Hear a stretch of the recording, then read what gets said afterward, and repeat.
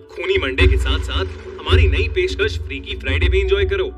Check out our new exclusive horror story the devil's ring only on our Spotify podcast the horror show by खूनी Monday, link in description. बारिश की रात, monsoon, वो मौसम जिसमें बादल दिल खोल कर बरसते हैं। गीली मिट्टी की खुशबू भला किसे अच्छी नहीं लगती, पर अगर ये बारिश अपने साथ कुछ ऐसा ले आए जिससे पीछा छुड़ाना नामुमकिन हो जाए तो। ये कहानी 32 साल के समीर की सच्ची घटना पर आधारित है। उस रात वो अपने ऑफिस से घर जा रहा था। उस दिन उसकी एनिवर्सरी थी, पर उसे ऑफिस से निकलने में देरी हो गई थी। घर पर उसकी पत्नी रिशिमा उसका इंतजार कर रही थी, पर उसकी बाइक स्टार्ट ही नहीं हो रही थी। उसने सोचा कि बस आने का टाइम हो गया है, तो क्यों ना वो बस लेकर ही चला जाए। बस स्टैंड तक पहुंचते पहुंचते आसमान में गरज रहे बादल बरसने लगे और देखते ही देखते बहुत ही तेज बारिश होने लगी। समीर अपना सूटकेस अपने सर पर रखकर बस का इंतजार करने लगा। समीर के कपड़े बुरी तरह भीग रहे थे कि तभी उसके ऊपर बारिश की बूंदें गिरना बंद हो गईं। समीर ने अपने साइड में देखा तो एक आदमी अपनी छतरी के आधे हिस्से से समीर को भीगने से बचा रहा था। समीर को यह देखकर बहुत अच्छा लगा और वो उस आदमी को देखकर मुस्कुराने लगा। उस आदमी ने हाथों में ग्लव्स, आंखों पर एक काला चश्मा और सर पर एक काली हैट पहनी हुई थी। इसीलिए समीर को वो आदमी दिखने में थोड़ा अजीब लग रहा था। तभी वो आदमी समीर को देखकर कहने लगा, ये दुनिया कितनी अजीब है ना। कहीं बारिश है तो कहीं सूखा, कहीं जिंदगी है तो कहीं मौत। समीर के पास इस बात का कोई जवाब नहीं था। उसने बस मुस्कुराकर अपना सर हिला दिया। उसी समय समीर का फोन बज पड़ा। उसने पॉकेट से जैसे ही फोन निकाला, उसका फोन उसके हाथ से स्लिप होकर जमीन पर गिर गया। समीर जैसे ही जमीन से फोन उठाने के लिए झुका, उसे कुछ ऐसा दिखा जिससे उसकी रूह ही कांप गई। उसके साथ में खड़े आदमी की टांगे ही नहीं थी और ना ही उस आदमी के जूते के अंदर पैर थे। मानो वो आदमी हवा में झूल रहा था। समीर के चेहरे का रंग बदलने लगा, पर उसने चुपचाप अपना फोन उठाया और उसके पैरों के बारे में सोचने लगा। समीर ने उस आदमी से दूर जाने का सोचा, लेकिन जैसे ही उसने अपनी नजरें घुमाई तो उसे दिखा कि अब पूरा बस स्टैंड खाली था। आसपास किसी ऑटो का भी नामो निशान नहीं था। वहां पर अब समीर और उस आदमी के अलावा और कोई भी नहीं था। समीर की हालत अब खराब हो रही थी। देखते ही देखते बारिश और तेज होने लगी। उस तूफान के बीच उस बस स्टैंड पर वही दोनों खड़े थे। समीर को बारिश की वजह से अब कुछ ढंग से दिखाई भी नहीं दे रहा था। उसे कोई बस भी आती हुई दिखाई नहीं दे रही थी।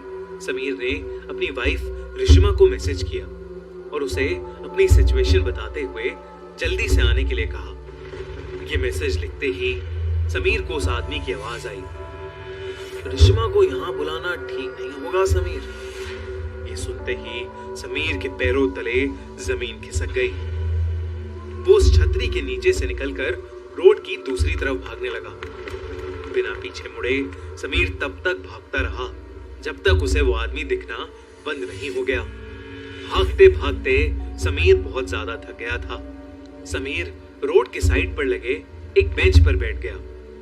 उसने अपनी तेज चल रही सांसों को नॉर्मल किया, पर तभी एकदम से उसके सर पर पड़ रही बरसात फिर से बंद हो गई। समीर ने सहमी नजर से अपने साइड में देखा तो उसकी साइड में फिर वही आदमी छतरी लिए बैठा था। ये देखकर समीर की चीख निकल गई और वो तुरंत उस बेंच से उठकर फिर से रोड की तरफ भागा। रोड पर बारिश की वजह से अब धुंध भी आने लगी थी। आसमान में कड़कती बिजली की आवाज समीर की चीखों को दबा रही थी। थोड़ी दूर आकर समीर फिर से रुक गया। वो बार बार पीछे मुड़कर देख रहा था। हाफते हाफते जब उसने सामने देखा तो बहुत जोर से बिजली कड़की। और उस बिजली की चमकती रोशनी में उसे वही आदमी रोड के बीचों बीच खड़ा दिखाई दिया। इस बार सिर्फ उसका आधा शरीर हवा में तैर रहा था। वो समीर को देखकर मुस्कुराया और उसने अपना चश्मा उतार दिया। उस आदमी की आंखें पूरी तरह से काली पड़ी थीं और उसमें से खून बह रहा था। तभी समीर को पीछे से एक बस के हॉर्न की आवाज आई। समीर ने पीछे मुड़कर देखा तो पीछे से एक बस आ रही थी। अचानक ही बहुत सारे लोगों की भीड़ भी उस बस की तरफ आने लगी। समीर को अपनी जान बचाने का और कोई रास्ता नहीं दिख रहा था। वो दौड़कर उस बस के पास पहुंचा।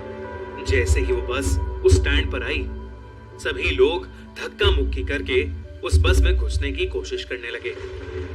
उसी धक्का मुक्की में समीर उस भीड़ के बीच गिर गया। उसके पूरे शरीर पर लोगों के पैर लग रहे थे और समीर कुछ भी नहीं कर पा रहा था। बस के ड्राइवर ने भीड़ को हटाने के लिए बस को थोड़ा आगे बढ़ा दिया और समीर का आधा शरीर उस बस के नीचे कुचल गया। तड़पता हुआ समीर वहीं होश खो बैठा। तभी रिश्मा ऑटो से समीर की बताई हुई लोकेशन पर पहुंच गई। उसने समीर को रोड के बीच खून से लथपथ पड़ा देखा। उसके आसपास कोई भी नहीं था। रिश्मा समीर को जल्दी से हॉस्पिटल ले गई।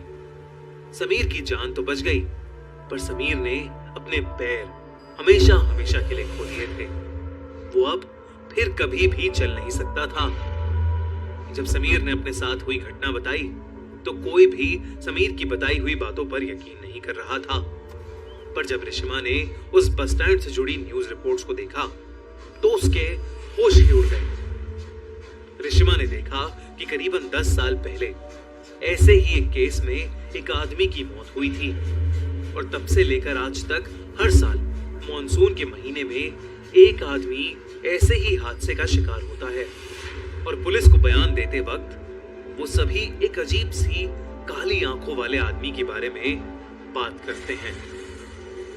रिश्मा समझ गई थी कि समीर भी उस काली आंखों वाले आदमी का शिकार हुआ है। कुछ ही सालों बाद डिप्रेशन के कारण समीर की मौत हो गई। अब रिश्मा हर साल मॉनसून के महीने में उस बस स्टैंड पर जाती है इसी उम्मीद में कि उसकी मुलाकात उस काली आंखों वाले आदमी से हो जाए। रिश्मा को हमेशा लगता है शायद वो काली आंखों वाला आदमी भी ऐसे ही किसी भीड़ के नीचे आकर मर गया होगा और अब वो सबसे अपना बदला ले रहा हो। रिश्मा उससे ये पूछना चाहती थी कि वो ये सब क्यों कर रहा है, पर रिश्मा को वो आदमी आज तक कभी नहीं मिला और शायद कभी मिलेगा भी नहीं। पर आपको क्या लगता है, कौन था वो आदमी और उसने समीर को ही क्यों चुना? हमारी अगले हफ्ते की कहानी Veronica the true story Spotify पर ऑलरेडी लाइव है, तो डिस्क्रिप्शन में दी गई लिंक पर क्लिक करिए और जल्दी से उसे सुनिए। और हाँ, हमारा चैनल खूनी मंडे सब्सक्राइब करना मत भूलना।